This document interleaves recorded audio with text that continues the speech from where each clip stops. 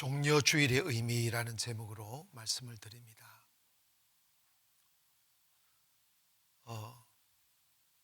작년 한 해가 은혜 가운데 물론 잘 지냈지만 이 코로나로 인하여 가슴 조마조마한 시간도 참 많았고 세상이 멈춘 듯한 시간들을 보냈습니다. 기억하건대 정부에서 2주 연장 해서 1년을 끌었는데 이런 생각이 드는 거예요. 또 2주인가? 이랬는데 끝나면 또 2주 그래서 1년이 갔어요. 이로 인해서 공항도 문 닫혔고 항만도 문 닫혔고 여행도 삶도 문이 닫혔어요. 그리고 여전히 새해는 마스크 벗을 줄 기대를 했는데 새해가 되고 3월이 지나가고 있어요. 여전히 마스크를 쓰고 있어요. 세상은 멈추어져 있고 그리고 또다시 기약 없는 기다림으로 우리 살아가고 있습니다. 그런데 시간은 멈추지 않고 1월, 2월 지나고 이제 돌아오는 주일이면 고난주일이더라고요. 여러분 기억하십니까? 고난주간이 지나면 그 해 3분의 1이 지나갔다는 거예요. 하지만 저는 뭘 생각하느냐 하면 세상 살다 보면 여러 다른 얼굴을 맞이하지만 어둠도 고통도 눈보라도 슬픔도 지나간다는 거예요.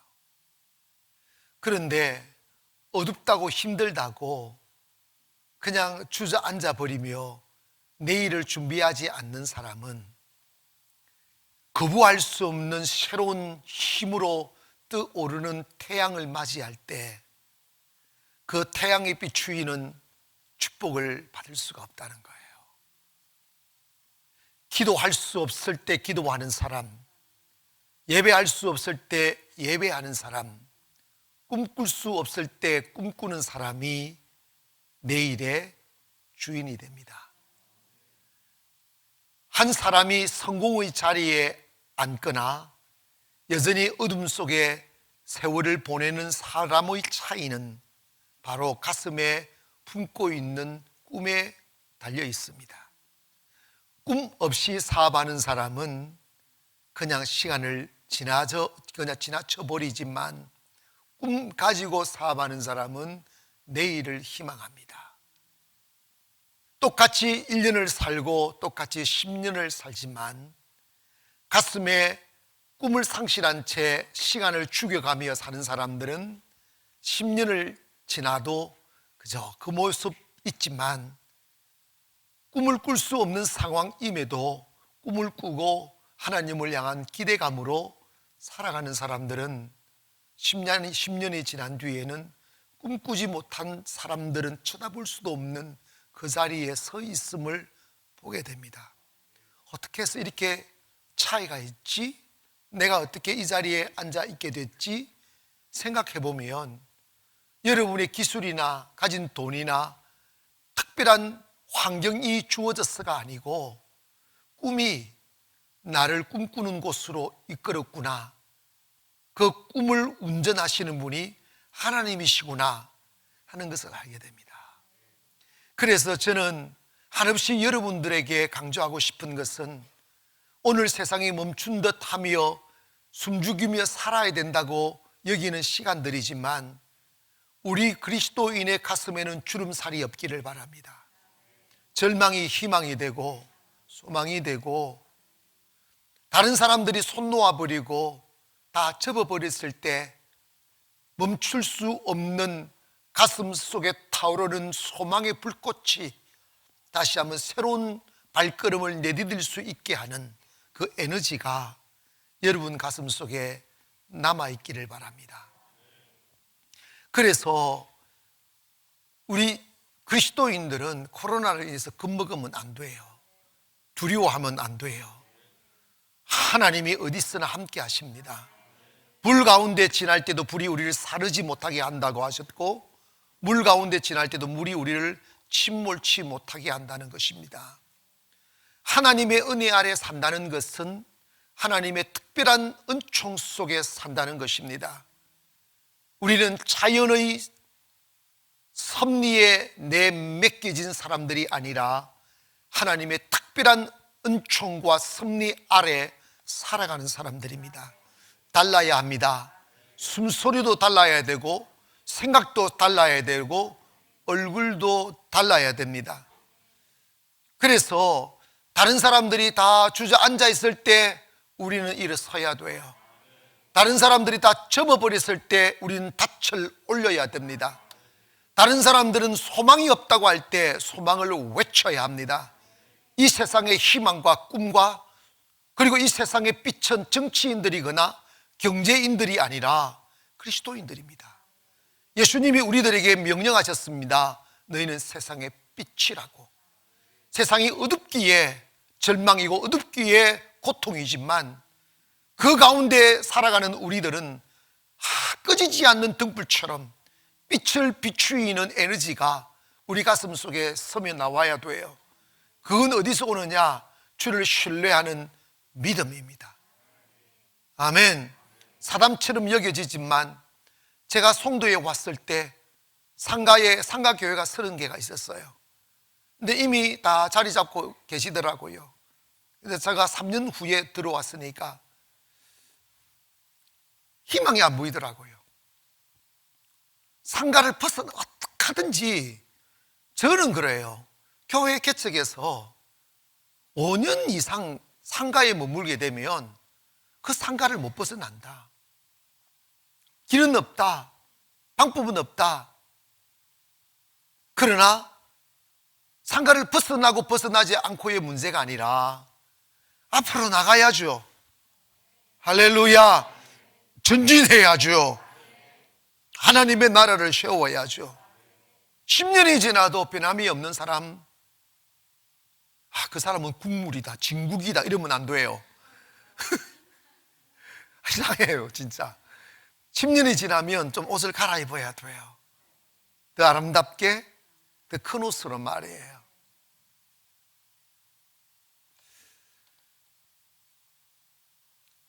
전들 다른 목사님들보다 특출한 능력이 있고 특별한 지혜가 있고 그런 게 있겠어요. 나이 50이 먹으면요, 이쁜 여자나 못생긴 여자나 똑같아요. 펑부짐하고요. 50이 넘으면 배운 사람이나 배우지 않는 사람이나 그저 다 똑같아요. 여러분 생각해봐요. 30년 전에 20년 전에 공부한 거 기억나는 거지가 있어요? 없어요. 다 잊어버렸어요. 그러니까 50만 넘으면 자랑할 게 아무것도 없어요. 뭐가 필요하냐? 하나님의 은혜가 필요해요. 제가 이 건물을 사와가지고 제가 송도 연합회에 있는 목사님들 우리 교회 오셨을 때 내가 장난을 한번 쳤어요. 같이 될 때 뒤둥거렸던 사람들이니까. 내가 그래서 상가에 있는 목사님들 부르고 왔는데 부러워요? 그랬어요. 네, 목사님 부럽죠. 그래. 내가 물어봤어요. 목사님들 나보다 먼저 왔잖아, 송도. 근데 목사님들하고 나하고 차이가 뭐냐고, 뭐라고 생각하느냐고. 끌적끌적하고 계시더라고요. 그 차이는 목사님들은 최소한 전세든 상가를 사와서 유지를 걱정하지 않아도, 그리고 기존의 성도들도 많이 좀 있고 또 이렇게 도움받는 지원하는 데도 있고 이러셔서 유지는 걱정 안 했지만 나는 아무도 도와주는 사람 없다. 그리고 시작할 때부터 월세 450만 원, 그렇게 또 관리비는 600만 원씩 이게 건물에만 나가고 하면 최소한 1000만 원씩 한 달에 나가는데 나는 하루 한 달 한 달 하나님의 은혜 없이는 유지 자체가 안 됐다.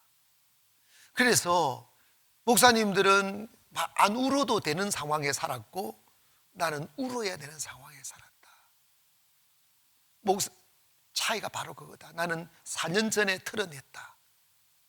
즉 뭐냐면 하나님에 대한 은혜에 대한 갈망, 살고 싶어 울었고, 유지하고 싶어 울었고, 월세 안 밀리고 싶어서 울었고, 도산하지 않으려고 울었고, 울다 보니까, 목사님 진짜 울었습니까?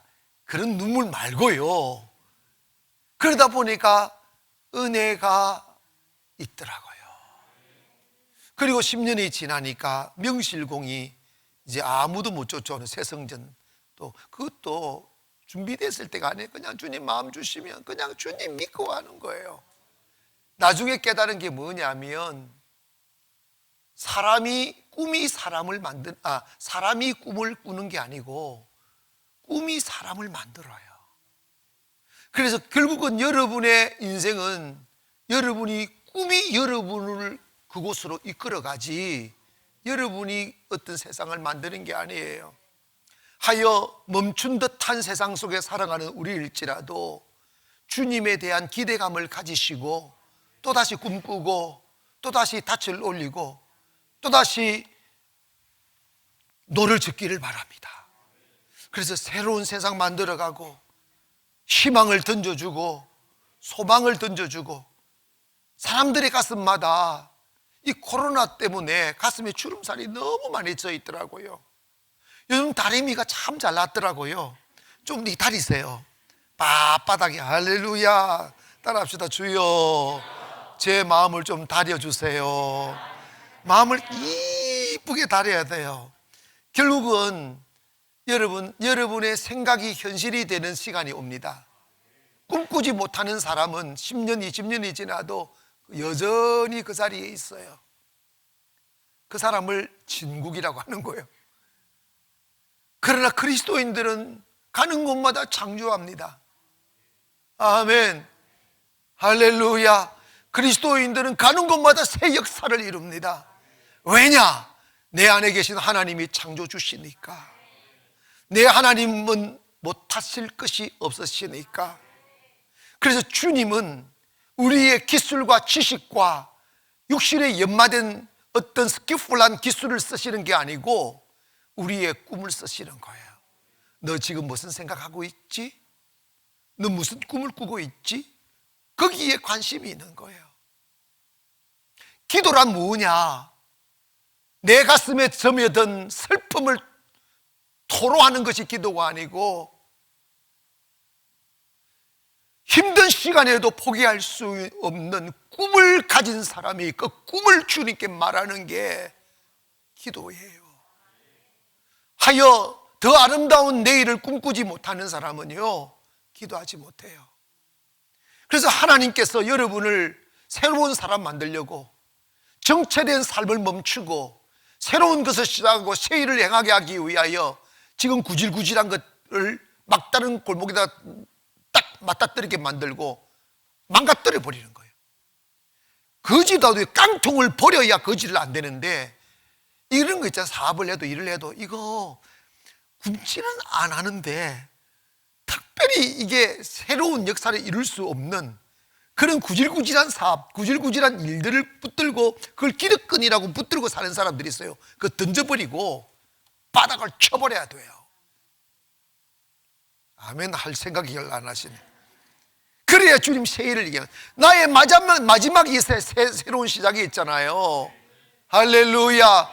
코로나 기간 동안에 우리 예수 믿는 사람들이 희망을 던지기를 바랍니다. 새로운 역사를 만들어가고, 저는 믿어요. 대한민국이 어두워지고 몰락하는 것 같아도 마지막이 올 수 있죠. 마지막이 오면 그 어두운 시간에 포기하지 않고 꿈꾸고 있었던 사람, 그 탄압하고 위협하는 시간에 포기하지 않고 믿음을 지키고 기도를 지키고 예배를 지켰던 사람들에게는 그 빛이 그 속에 그를 향해 쫙 빛이 오는 거예요. 회복의 역사가 그 사람들을 통하여 시작될 것입니다.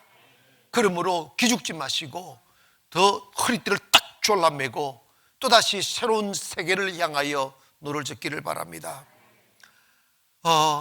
고난주간, 돌아오는 주일이 고난주간인데, 그래서 저희 교회에서는 주님의 고난을 동참하고 부활의 영광을 누리기 위해서 우리 특별 새벽 기도회를 밤에 예배하는 것은 그대로 하고 그 특별 새벽 기도를 계획하고 있는데, 그때 나는 죽어도 잠잘 거야, 그런 사람 살이 뒤렇게 쪄버리고, 그래도 내가 조금이라도 주님 고난에 동참해서 은혜 받을 거야 하면 지금부터 일주일 동안 준비해서 주여 하고 나오시기를 바랍니다.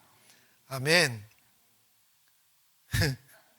벌써부터 갈등들이 이게, 예수님이 이 땅에 오신 목적이 뭘까? 왜 예수님이 오셔서 33년을 사시고 전능하신 하나님이 힘없이, 부유하신 하나님이 가난하게, 능하신 하나님이 약하게 사시다가 가장 초라하고 비극적인 주님 죽음을 맞이했을까에 대한 그 이유를 우리는 알아야 됩니다. 예수님이 이 땅에 오셔서 사생애 30년 이후에 3년의 공생애를 사실 때 유대주의자들, 바리새인들과 제사장들의 그룹들이 예수님을 끝없이 괴롭혔고 방해하고 무너뜨리려 하고 음모를 꾸몄습니다. 그들이 원했던 게 뭐냐면, 너 하나님의 아들임을 말하지 말아라, 그리고 구원을 말하지 말아라, 당신이 메시아임을 알리지 말아라, 이거였어요. 우리는 교회에 오셔서 예수님이 구원자임이 믿어져야 돼요. 예수님이 나의 메시아임이 믿어져야 돼요. 그걸 논리가 아닌 내 가슴에 느껴지고 그리고 경험되어지는 예수, 그것이 중요합니다. 그래서 예수님은 끝없이 탄압받고 핍박받아도 어떤 정치적인 힘을 사용했거나 핍박한 그들을 무너뜨리기 위하여 불의한 권력을 사용하지 않았어요. 핍박당했어요. 매 맞았어요. 가장 나약한 자의 옷을 입고 죽임당했습니다. 그 이유는 힘이 없거나 죄가 있어서가 아니고 그것이 하나님의 뜻이었다 이 말이에요. 주님은 이 땅에 태어나 계신 분이 아니고 만물은 그로 말미암아 지은 바 되었고 그가 없이 지은 것이 없다. 그는 만물 이전에 계셨다 했어요. 예수님은 이미 선지하신 분이며 만물은 예수님이 지으신 겁니다. 그러나 이 땅에 잠시 오신 것은 인간을 구원하기 위하여 죽으러 오신 것이었다고요. 그래서 예수님이 죽으시는 것은 목적이었습니다. 예수님 십자가 지시는 것은 이 땅에 오신 목적이었다고요. 거기에 다른 이유가 없는 것이죠. 그렇다면 예수님이 이 땅에 오셔서 친히 스스로 고통의 길을 걸으시고 그 죽음의 길을 가신 그 목적과 결과의 혜택을 예수 믿는 그리스도인들이 누리며 살아야죠. 아멘.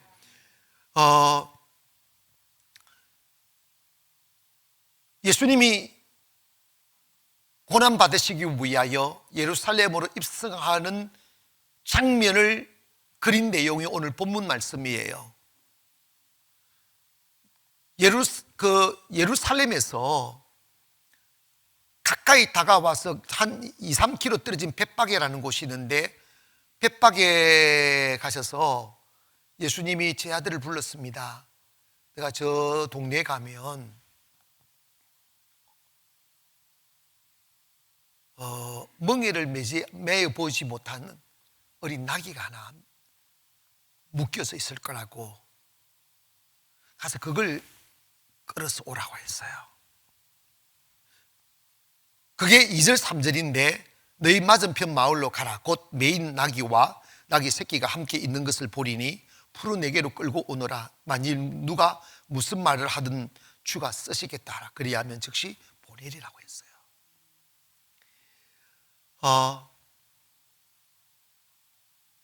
이런 과정에서 예수님이 누구신가를 증명해 주는 거예요.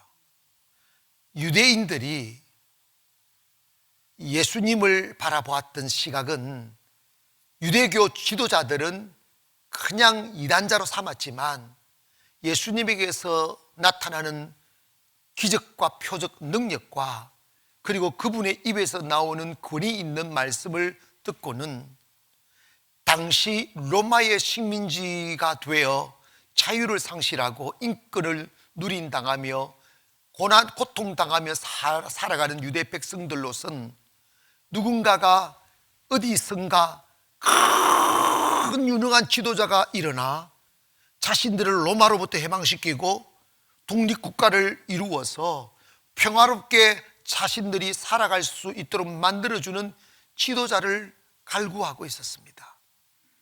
그런 차에 예수님이 떡 나타나니까 그들은 예수님이 그럴 사람이라고 여겼던 거죠. 그러니까 예수님이 나귀를 타고 쭉 입성하니까 사람들이, 군중들이 어디선가 막 몰려들어선 거예요. 몰려들어서 종려나무 가지를 꺾어서 막 흔들었어요. 흔들면서 호산나 찬송하리로다, 호산나 찬송하리로다, 주의 이름으로 오시기는 이여, 이러며 이모니가 우리를 호산나 우리의 구원자요, 우리의 왕이시여, 이런 의미로 그들은 외치기 시작하는 거예요. 그러면서 그 나귀가 가는 그 길에다가 자신들이 겉옷을 벗어서 쫙 깔아준 거예요. 마치 왕이 지나가는 사열처럼 그렇게 환호했습니다. 왜 그랬을까요? 그들은 예수님을 세속 세상에서 자신들을 로마의 압제에서 해방시켜 나라를 세워줄 정치적인 왕으로 생각했던 것입니다.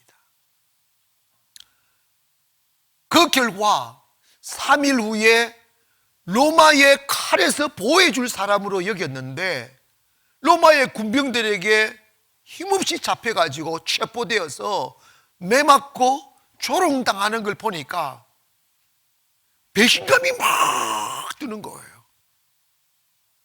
그래서 3일 전에 그렇게 환호했던 백성들이 예수님을 향하여 침을 뱉습니다. 욕을 합니다. 손가락질을 합니다. 그들은 예수님이 누군지를 분명히 몰랐어요. 예수님이 어떤 분인지를 정확하게 몰랐어요. 오늘을 사는 우리들, 예수 믿기 위해서 교회에 나오신 우리들은 예수님이 누구라고 생각하십니까? 예수님을 믿는다는 게 그분의 존재를 인정하고 하나님의 아들임을 지식적으로 동의하는 것이 아니라 예수님을 믿는다는 것은 그분을 내 안에 모신다는 거예요. 내 안에 모신다는 의미는 뭐냐면 그분을 소유한다는 거예요. 그러면 당연히 내 안에 주님이 계시면 바울의 고백처럼 이제 내가 사는 것은 내가 아니요 내 안에 예수님이 사는 것이라고, 육체의 가운데 사는 것은 예수님을 믿는 믿음으로 사는 것이라고 고백한 바처럼, 과연 우리의 고백처럼 주님이 우리 안에 계신다면 온갖 주님 안에 있는 지혜와 총명과 능력과 은혜가 우리 안에서 서며 나와야 돼요. 그게 없다면 우리 또한 예수님을 잘못 아는 거예요. 여러분, 교회 다님이 외로운 마음을 달래주는 친구 정도, 아니면 불안한 마음 달래주는 위로 정도 여기며 살아간다면 여러분 예수님 잘못 아는 거예요. 예수님 우리의 생명입니다. 예수 우리의 인생을 바꿀 수 있습니다. 지금부터 영원토록 우리를 지킬 수 있어요. 바꿀 수 있어요. 그 지를 여러분 봐봐요. 지륵들 위에 앉아있는 나를 기족들과 잔을 들게 하신다고 그랬어요. 인생 바꿔주신다니까. 주님 믿으니까 주님 역사하는 거예요. 할렐루야. 그 은혜 누리기를 원합니다. 그러기 위해서는 우리가 주님이 이 땅에 왜 오셨는지를 알아요. 첫째로 주님은 선지자로 이 땅에 오셨습니다. 선지자라는 말은 그 prophet이란 말인데, 이 prophet이라는 말은 그 미리 말하다는 뜻이에요. 이게 뭐냐면 하나님의 말씀을 받아서 앞으로 되어질 일과 우리가 알고 살아야 될 진리를 미리 선포해 주시는 분이 선지자입니다. 그러면 선지자는 당당히 있어야 돼요. 이게 뭐냐면 선지자는 하나님의 말씀 무조건 삐치니까 어둠인 세상은 그 말씀을 싫어하잖아요. 때문에 위협하고 협박해도 선지자는 말해야 돼요. 아멘. 그 기가 죽으면 안 돼요. 그리고 선지자는 정직해야 돼요. 담대하게 정직해야 돼요. 그런데 예수님을 성경은 어떤 선지자로 말씀하셨느냐 하면 요한복음 1장 1절에 태초에 말씀이 계시니라. 이 말씀이 하나님과 함께 계셨으니 이 말씀은 곧 하나님이시니라. 자, 이 말씀은 하나님은 말씀이라는 거예요. The truth라는 참 진리라고요. 근데 그분이 누구냐? 예수님인 거예요. 예수님이 진리입니다. 예수님이 말씀입니다. 그런데 그 말씀이고 진리이신 예수님이 요한복음 1장 14절에 말씀이 육신이 돼요. 말씀이 육신의 옷을 입고 우리 가운데 거하심에 우리가 그의 영광을 보니 아버지의 독생자의 영광이요. 뭐라고 그랬어요? 은혜와 진리가, 말씀은 은혜와 진리입니다. 이 말씀은 뭐냐면 저는 그냥 선지자예요. 선지자는 뭐냐면 보내심을 받은 자예요. 그러나 예수님은 저 같은 선지자가 아니고 선지자 중에 선지자, 말씀 자체의 최고의 선지자이시다 이 말이지. 때문에 여러분, 우리가 예수님은 말씀 그 자체입니다. 그래서 예수님의 말씀이 모든 선지자들이 외쳐야 될 말씀이고 예수님의 가치가 모든 선지자들이 가져야 될 가치인 것이죠. 그래서 예수님이 말씀하실 때마다 다른 선지자들보다 월등히 거리가 있고 능력이 있다 보니까 놀란 일들이 많이 있었죠. 그 하나로 히브리서 1장 1절 2절을 보면 옛적의 선지자들을 통하여 여러 부분과 여러 모양으로 우리 조상들에게 말씀하신 하나님께서 예전에는 여러 선지자였지만 이제 이 모든 날 마지막에는 아들을 통하여 우리에게 말씀하셨으니 이 아들을 만유의 상속자로 세우시고 또 그로 말미암아 모든 세계를 지으셨느니라. 그로 말미암아 예수님은 세계를 지으신 분입니다. 그런데 그 아들로 마지막 날에는 그 아들로 말씀한다 이 말은 구원을 완성시킨다 이 말입니다. 할렐루야. 이 모든 일이 어디서부터 시작이 되어지느냐? 선지자이신 예수님으로부터 시작이 되는 거예요. 때문에 교회에 오셔서 우리가 관심을 두고 따라야 될 부분이 뭐냐면 바로 하나님의 말씀입니다. 그 말씀인데 그 말씀을 성경책을 들고 있으면 되는 게 아니에요. 어떤 성질 급한 사람들은요 성경을 빨리 알고 싶었었어요. 그래서 성경을 먹어야 된다고, 성경을 먹어야 내가 산다고 그래가지고 성경책을 불태워가지고 재를 모아서 컵에다 담고 물을 섞어서 타가지고 꿀꺽꿀꺽 마셔 내가 성경 한 권 다 먹었다고. 그러면 배탈이 날지어다. 그런 의미가 아니에요.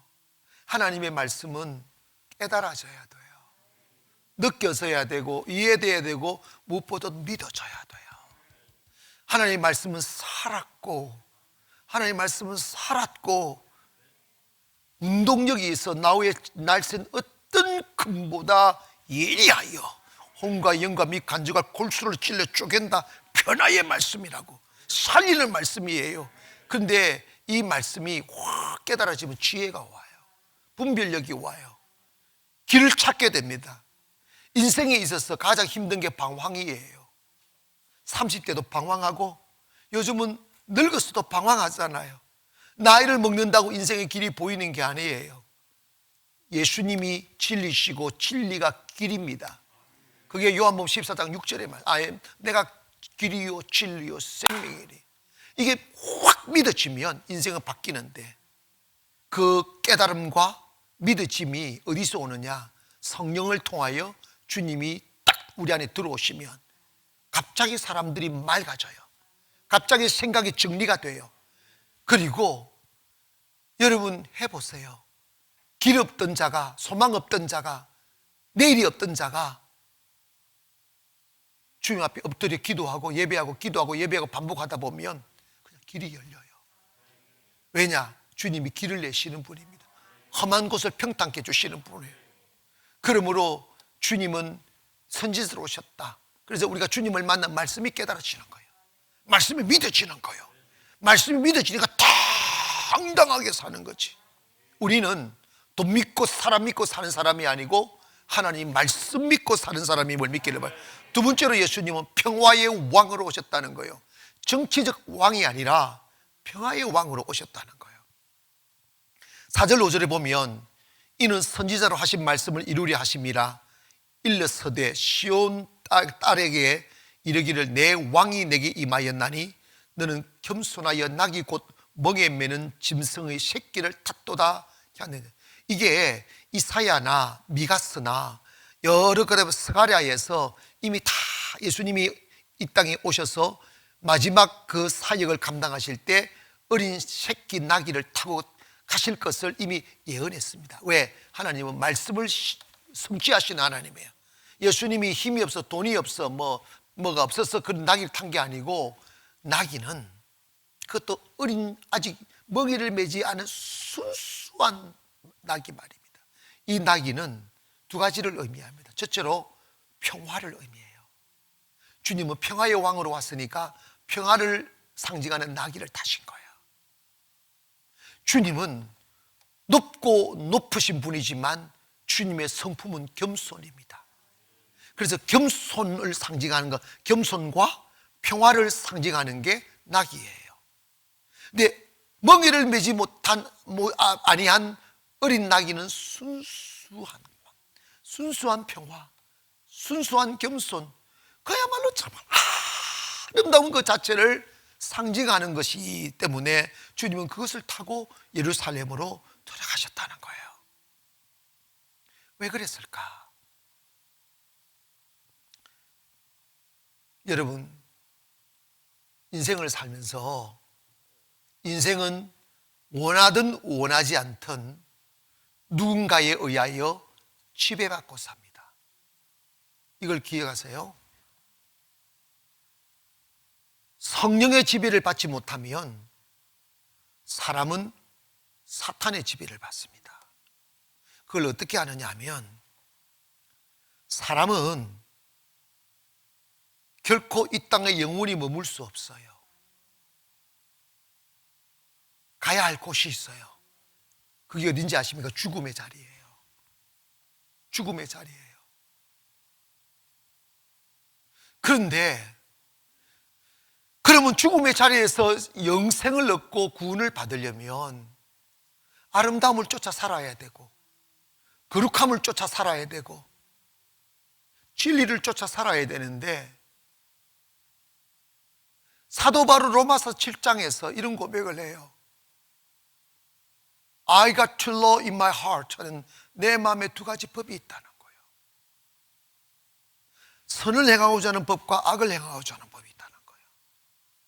선을 행하고자 하는 법은 주님으로부터 오고, 악을 행하고자 하는 사탄으로부터 오는 거예요. 그러면 승리자는 어떠냐? 그 어둠의 세력을 끊어내고 선을 행하고자 하는 법에 사로잡혀야 돼요. 여러분, 아담 이후에 인간은 범죄하여 하나님의 거룩을 쫓아 살지 못하고 욕망을 쫓아 살게 되어져 있어요. 그래서 창세기 6장에 보면 인간의 타락을 보면서 하나님이 인간을 지었음을 한탄했다고 그랬어요. 그 이후에 노아의 홍수로 사람들을 다 썰어 죽여요. 죽여서 노아의 가족만 살려놔도 또 인류가 많아지니까 또 타락하는 이유가 뭐냐면 아담의 피를 받았을 거래요. 여러분, 어릴 적에 참 여러분 자신이 싫지 않았어요? 목사님, 지금도 싫은데요. 싫지? 왜냐? 나는 사랑을 원하는데 미움이 들어와요. 섬김을 원하는데 욕심이 들어와요. 믿음을 원하는데 돈 욕심이 생겨요. 거룩함을 요구하는데 내 육체는 끝없이 죄에 대한 갈증이 많아요.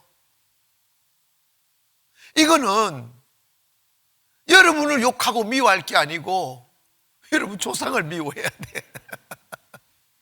여러분의 부모님도 그렇게 살았고 여러분도 그렇게 살고, 여러분이 품에 안고 있는 그 어린 아이들이 자라나면 엉뚱한 짓 한다? 왜 그런 줄 아십니까? 우리 안에 죄의 쓴뿌리가 있어요. 그래서 여러분, 사람의 마음에 죄가 들어오면 깨어지는 게 평화예요. 이 세상에 언제 전쟁이 끝난 적이 있어요? 이 세상에 전쟁이 끝나지 않고 끝없는 갈등과 정오와 싸움과 이게 뭐냐면 마음에 탐욕과 욕심이 있기 때문이에요. 그런데 여러분, 그 마음의 결과가 사회적인 혼란만 가져오는 게 아니고 더 큰 벽이 뭔 하나님과 우리 사이의 벽을 만들어 버리는 거예요. 사람 마음 불안하죠. 두렵죠. 더 많은 것을 가지고 싶은 이유는 뭐냐면 불안한 미래를 맞이하지 않고 싶어서 그래요. 그런데 돈이 나를 지킵니까? 사람이 나를 지킵니까? 아니에요. 여러분, 우리 마음의 불안은 돈을 가져서 해소되는 게 아니고 하나님 만나면 사라져요. 하나님 만나면 기뻐서 어쩔 줄을 몰라요. 여러분, 교회 오셔서 평화의 왕을 만나야 돼요. 막 밀려와요. 평화, 평화,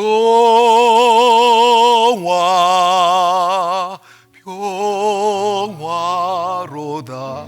하늘 위에서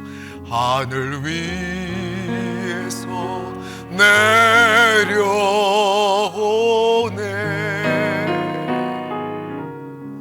그 사랑의 물결이 영원토록 내 영혼을 덮으소서. 이 세상에 이의 마음속에 솟아난 이 평화는 깊이 묻힌 보배로다.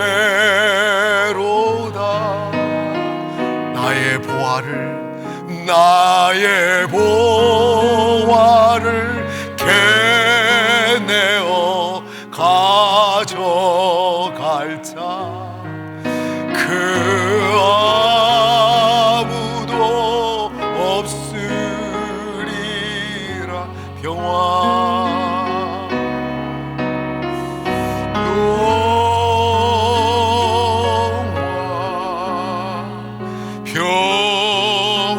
평화로다. 하늘 위에서 내려오네.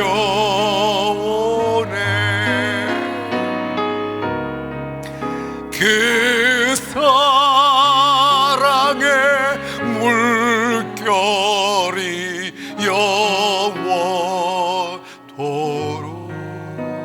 내 영혼을 덮으소서. 주님이 우리 안에 들어오시면 쓰나미처럼 모든 걸 쓸어가면 확 밀려와 덮어버려요. 그걸 누가 막겠어요? 갑자기 내 가슴에 가득 채워진 어둠은 싹 쓸려나가고 빛과 찬란한 기쁨들이 확 밀려오는 거예요. 이 찬양을 남북전쟁 때 총알이 빗발치는 군인이 그 전쟁터에서 고백하는 거예요. 평화롭지 못한 곳에도 주님이 임하면 평화가 오는 거예요. 여러분, 교회에 오셔서 이걸 맛봐야 됩니다. 할렐루야. 요즘 코로나 기간 동안에요, 우리 교회 어떤 의사 선생님이 그런 말 하더라고요. 요즘 교회 그분 내과니까 내과 요즘 좀 어렵다며요. 내과가 어렵다며요. 왜냐하면 마스크를 쓰니까 감기가 안 걸린다요. 그러니까 감기가 걸려야 돈을 버는데 감기가 안 걸린다는 거예요. 그런데 요즘 매출이 올라가는 병원이 정신병원이라는 거예요. 정신과 병원이 매출이 엄청 올라간대요. 이게 왜냐하면 코로나 때문에 고립되어 있으니까 우울증에 걸리는 거예요. 우울증 걸릴 시간이 어디 있어? 쫙 통곡 기도해 보세요.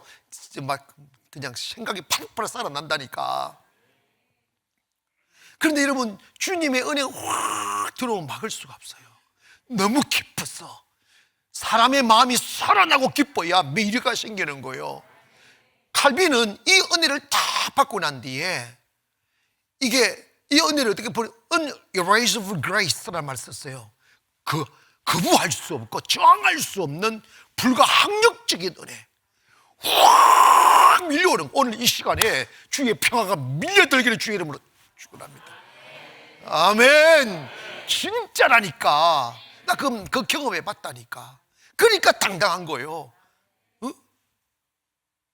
여러분, 주님이 오셔서 하나님과 우리 사이에 세워진 죄의 담을 확 걸시고 연합의 평화, 화목의 평화, 일치의 평화, 그걸 주신 거예요.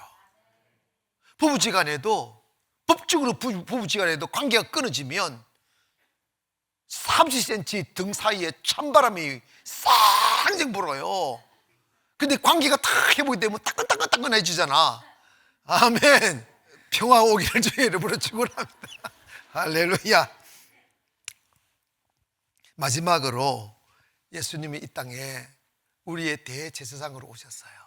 이거 역사적인 배경이 있어요. 그게 뭐냐면 이스라엘 백성들이 애굽에 430년 동안 종로로 타다가 그들의 통곡 소리가 하나님의 귓가에 들리니까 모세를 보내셔서 그들을 해방시키실 때 바로가 내어주지 않으니까 바로를 꺾는 방법으로 10가지 재앙을 내리다가 마지막 재앙이 장자의 죽음이었어요. 그래서 애굽에 있는 모든 생명체들 장자는 다 죽이는 저주인데 하나님이 고센 땅에 사는 하나님의 이스라엘 백성들을 살리기 위하여 그들은 피부만 유대인이지만 속은 다 애굽 사람들이에요. 애굽의 문화를 400년을 우리가 36년 외정식을 살아도요 이름도 바뀌고 일본말 배우고 그랬잖아. 나는요 제일 싫은 게 우리 아버지하고 우리 어머니가 싸울 때 일본말로 싸우는 것이었어요. 그래서 내가 일본말 배울 기회가 많은데 안 배워버렸어요 그냥. 근데 진짜로 얼마나 어려운 시절. 그래서 그들이 똑같이 죄짓고 살았는데 여러분 이 기독교의 위대한 힘을 여기서 발견해야 돼요. 똑같이 죄짓고 똑같이 애굽의 밥을 먹고 애굽의 공기를 마시고 살았는데 하나님의 사자가 이런 말씀하셨어요.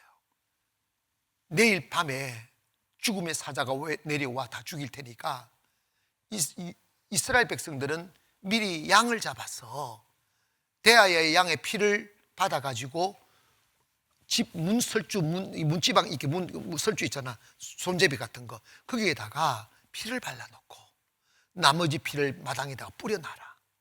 그러면 죽음의 사자가 죽음을 내릴 때 그 피를 보고 그 집안에 있는 생명체는 죽이지 않고 뛰어넘어가겠다.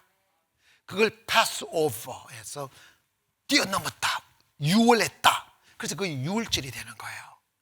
그래서 이스라엘 백성들은 그날을 기념하기 위하여 광야에 있을 때부터 유월절 최고의 명절로 삼아서 그 유월절 되는 때마다 모든 백성들은 양 한 마리, 소 한 마리 잡아가지고 제사를 드리는 거예요.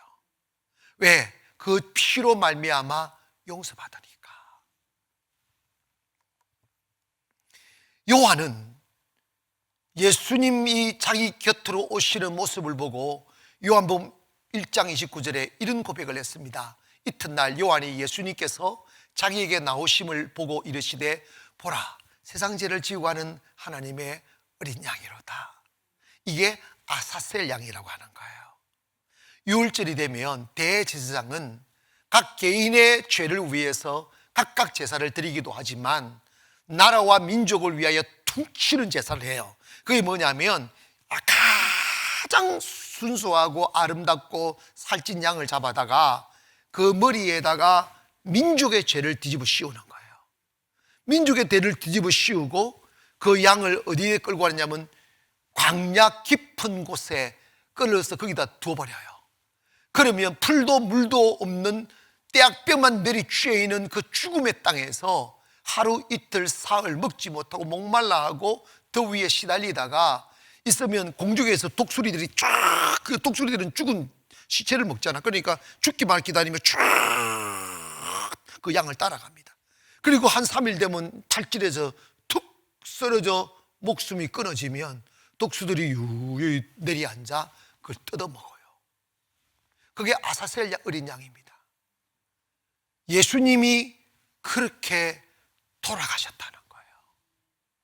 그러면 인간이 지은 죄를 대신하여 짐승이 피를 흘려 주어서 그 피가 우리 죄를 사하게 하신 거예요. 그것을 히브리서 9장 22절에 피 흘림이 없은 적 사함이 없다라고 했고, 죄를 없애기 위해서 그 주님이 피 흘리시게 되었다는 거예요. 그래서 9장 28절에는 그리스도도 많은 사람의 죄를 담당하시려고 단번에 들이신 바 되셨고, 히브리서 9장 12절에 염소와 송아지의 피로 아니하고 오직 자기 피로 영원한 속죄를 이루사 단번에 성소에 들어가셨느니라. 주님 자신의 피로 우리의 속죄를 이루셨다는 거예요. 그 결과가 히브리서 10장 10절에 예수 그리스도의 몸을 단번에 들이심으로 말미암아 우리가 거룩함을 얻었도다. 할렐루야. 10장 19절에는 우리가 예수의 피를 힘입어 성소에 들어갈 담력을 얻었다. 히브리 10장 20절에는 그 길은 우리를 위하여 휘장 가운데 열어놓으신 시럽고 산 길이요 휘장은 곧 저의 육체니라. 즉 뭐냐면 주님이 육체를 찢으셔서 우리를 가로막고 있는 휘장을 찢어버린 거예요. 그리고 우리에게 생명의 새로운 살길을 여셔서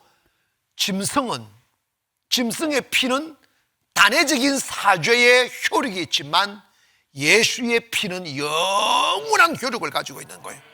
그러므로 오늘도 우리가 예수의 피를 힘입어 성소에 들어갈 담력을 얻었고, 예수의 피를 힘입어 하나님을 아버지라 부르게 되었으며 구원받아 하나님의 자녀가 되었음을 믿기를 바랍니다. 제사장의 직무가 뭐예요? 백성의 죄를 대신 사면해 주는 직무입니다. 그래서 예수님은 그의 몸을 찢어 죽으심으로 우리의 영원한 대제사장이 되셔서 여러분 앞에 가로막고 있는 저주의 죄의 담을 다 흐시고 죄 없다 명하여 주신 거예요. 그래서 우리가 받는 의로움이라는 것은, 칭이라는 말은 우리가 쟁취한 의가 아니고 주어진 의라고 말해요. 예수를 믿을 때 의롭다함을 받게 되는 거예요. 오늘 저와 여러분이 교회에 오셔서 나는 세상에서 똑같대, 예전에는 그랬지, 근데 이제는 달라요. 사면받은 사람들입니다. 죄에서 해방받은 사람들입니다. 은혜 입은 사람들이라고. 그래서 하나님 특별한 은총을 입은 사람들이라고. 주님이 너무 안타까워서 우리에게 이런 탄식 섞인 말씀을 합니다. 너희를 위하여 아들을 아끼지 아니한 천부께서 너희에게 구하는 자에게 좋은 것을 주시지 않겠느냐. 그러면 여러분을 위해서 아들을 희생시킨 하나님이 다른 거 그런 거는 그냥 덤으로 준다니까. 우리 집 사람이 1+2를 그렇게 좋아하더라고요. 1+2를 좋아. 여기는요 1+10이에요. 예수님 믿으면요 이것도 따라, 축복도 따라오고 구원도 따라오고 건강도 따라오고 행복도 따라오고. 할렐루야.